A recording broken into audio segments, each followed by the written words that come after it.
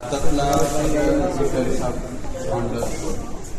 ओळखण्याची खूप सोपी पद्धत आहे. त्याच्या त्याच्या तोंडापासून शेपटीपर्यंत आपण पहा, त्याच्या मिडल बॉडीला जी डिझाईन दिसते ना, ते रुद्राक्षाच्या माळासारखी व लोखंडाच्या चेनसारखे ह्या गोष्टी आपण बघू शकतो की ह्याला आपल्या आजूबाजूला जर काही वाटलं लागलं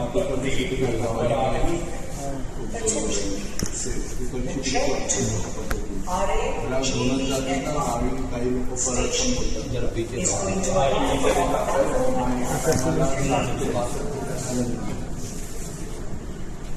तरी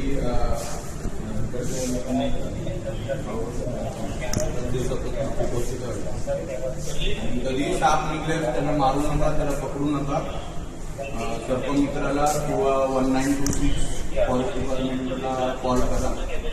ते सर्पमित्रांना बोलवतील, त्याला सुरक्षितरित्या रेस्क्यू करून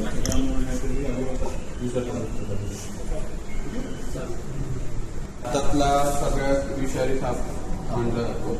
ह्याला ओळखण्याची खूप सोपी पद्धत आहे. त्याच्या जर आवाज कमी करतो, त्याच्या तोंडापासून शेपटीपर्यंत आपण पहा, त्याच्या मिडल बॉडीला जी डिझाईन दिसते ना, ती रुद्राक्षाच्या माळासारखी किंवा लोखंडाच्या चेनीसारखे त्या गोष्टीने आपण ओळखू शकतो की हा कोणासारखा साप आहे.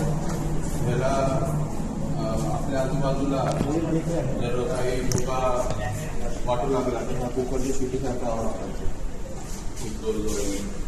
कुकरची शिटी कशी वाटते तशा पद्धतीने ह्याला घेऊनच जाते तर गावी काही लोक परत पण बोलतात त्याला. हा ते विषारी साप आहे आणि हा एका टायमाला 60 ते 65 ठिकाणी तरी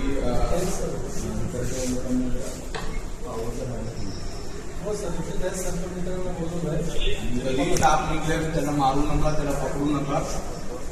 सर्पमित्राला किंवा 1926 कॉल करा. सर्पमित्रांना बोलवतील, त्याला सुरक्षितरित्या रेस्क्यू करून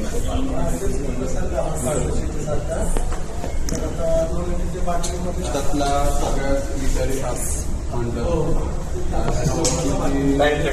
खूप सोपी पद्धत आहे. आवाज कमी करतो, त्याच्या तोंडापासून मिडल बॉडीला